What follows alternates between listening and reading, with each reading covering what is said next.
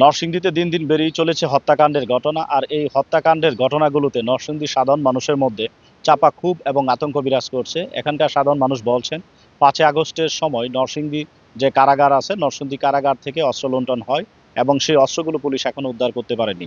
এখানকার সাধারণ মানুষ ধারণা করছেন যে এই হত্যাকাণ্ডের ঘটনাগুলোতে এই অস্ত্রগুলো ব্যবহার করা হয়ে থাকতে পারে।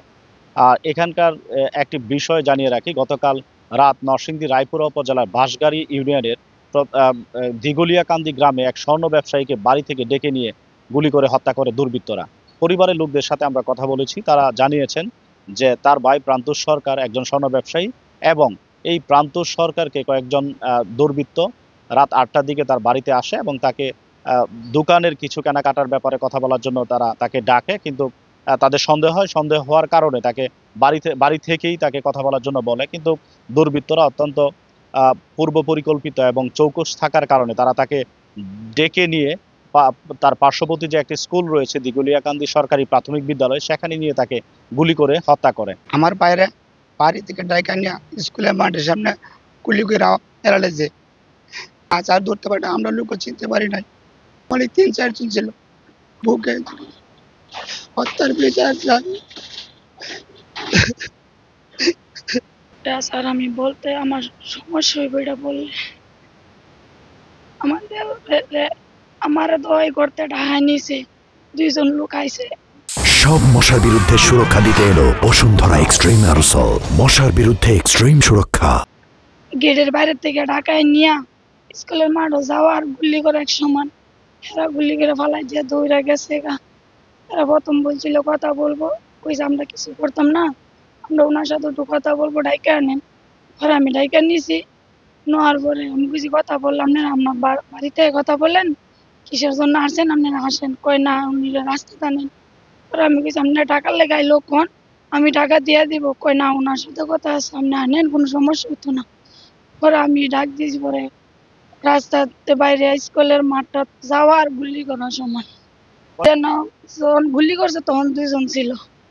2জনে গুলি করে একজন সামনে দাঁড়াইছে, আর একজনে নয় আর গুলি করার সমান সমান হয়েছে। এখনো কোনো খোঁজ হয়েছে না, আসামির কোনো যোগাযোগ পুলিশের কাছে কোনো ইয়ে হয়েছে না। এটা আমরা বিচার চাই সরকারের কাছে, আর কিছু চাই না। এই হত্যাকাণ্ডের ঘটনায় রায়পুরা সাধারণ মানুষের মধ্যে চাপা আতঙ্ক এবং ক্ষোভ বিরাজ করছে।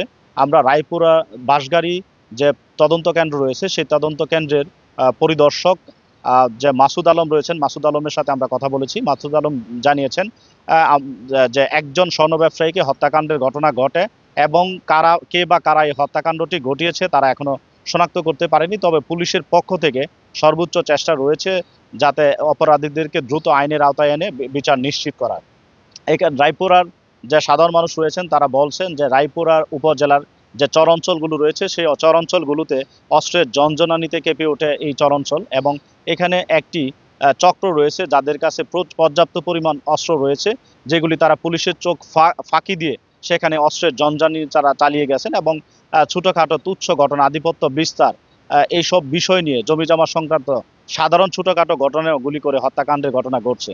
এবং তারা এই নিয়ে রায়পুরার যে সাধারণ মানুষ রয়েছেন তারা আতঙ্ক এবং চরম ক্ষোভে তারা ফেটে পড়েছেন এবং তারা বলছেন যে তারা নিরাপত্তাহীনভাবে দিন পার করছেন। তারা সরকারের কাছে এবং নরসিংদীর যে পুলিশ প্রশাসন রয়েছে, পুলিশ প্রশাসনের কাছে দাবি জানিয়েছেন এই প্রান্তোষ সরকার সহ যত হত্যাকাণ্ড এখনো পর্যন্ত ঘটেছে সবগুলো হত্যাকাণ্ডের যাতে দ্রুত সমাধান করা হয় এবং অপরাধীদেরকে আইনের আওতায় আনা হয় এবং যে এই অবৈধ অস্ত্রগুলো রয়েছে সেই অবৈধ অস্ত্রগুলো যাতে উদ্ধার করে পুলিশ হেফাজতে নেওয়া হয় এবং রায়পুরা সহ নরসিংদীর মানুষকে যাতে এই আতঙ্ক থেকে মুক্তি দেওয়া হয় সেই বিষয়টি তারা দাবি জানিয়েছেন।